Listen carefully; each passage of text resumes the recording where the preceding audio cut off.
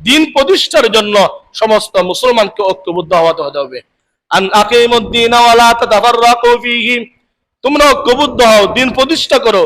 খবরদার কোন ইস্যুর কারণে, ইগুর কারণে, অহংকারের কারণে তোমরা কখনো অনৈক্য হবে না।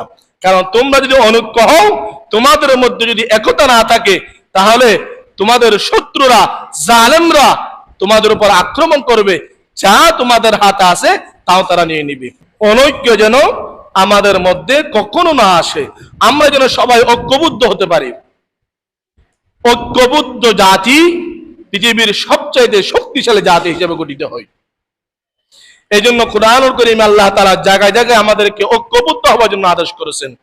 সূরা আলে ইমরান 103 নম্বর আয়াত আল্লাহ বলেন, ওয়াতাসিমু বিহাবলিল্লাহি জামিআন ওয়া লা তাতাফাররাকু। আল্লাহ রাব্বুল আলামিন বলেন, ওয়াতাসিমু বিহাবলিল্লাহ, হে দুনিয়ার মানুষ, আল্লাহর রসুল কোরআনকে তোমরা আঁকড়ে ধরো, তোমরা ঐক্যবদ্ধ হও। সূরাতুশ শূরা 25 নম্বর পারা 13 নম্বর আয়াত আল্লাহ বলেন, শারাআ লাকুম মিনাদ দীনি মা ওয়াসা বিহি নূহা। হযরত নূহ, ইব্রাহিম, ঈসা থেকে শুরু করে সমস্ত জলিলুল কদর পয়গম্বর, এমন আমার আপনার নবীকেও আল্লাহ তাআলা একটা জিনিসের ওসিয়ত করলেন, আন আকিমুদ্দিন ওয়া লা তাতাফাররাকু ফীহি।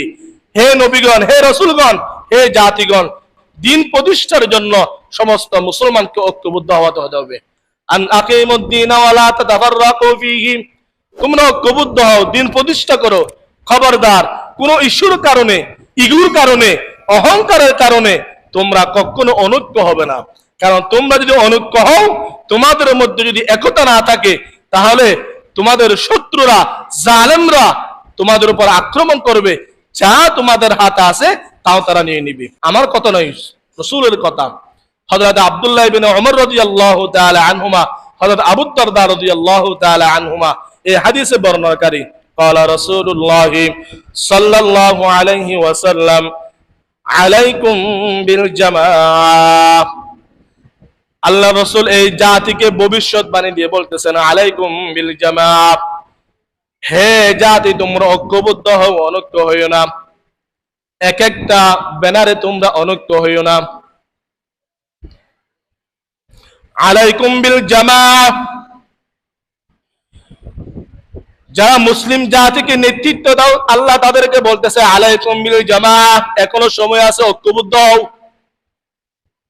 ফাইন্নামা ইয়াকুলু যিবু আল গানামাল কাসিয়া। আল্লাহ রাসূল বলতেছেন, যদি একসাথে 50টা ছাগল থাকে, সেখানে বাঘ কিন্তু হামলা করে না।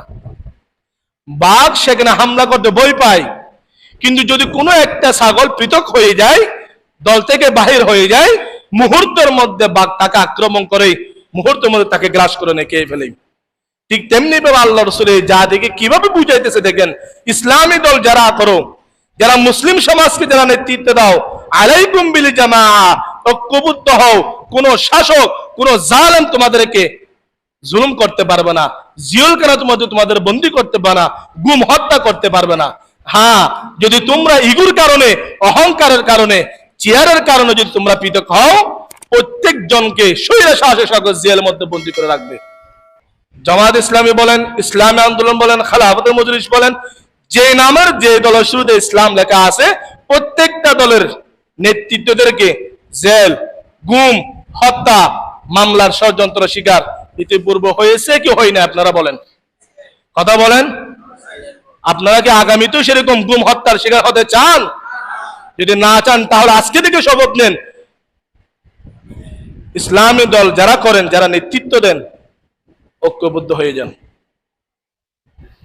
পৃথিবীর কোন শক্তি মুসলিম জাতিকে দমিয়ে রাখার সাহস পাবে না, যদি আমরা ঐক্যবদ্ধ হতে পারি।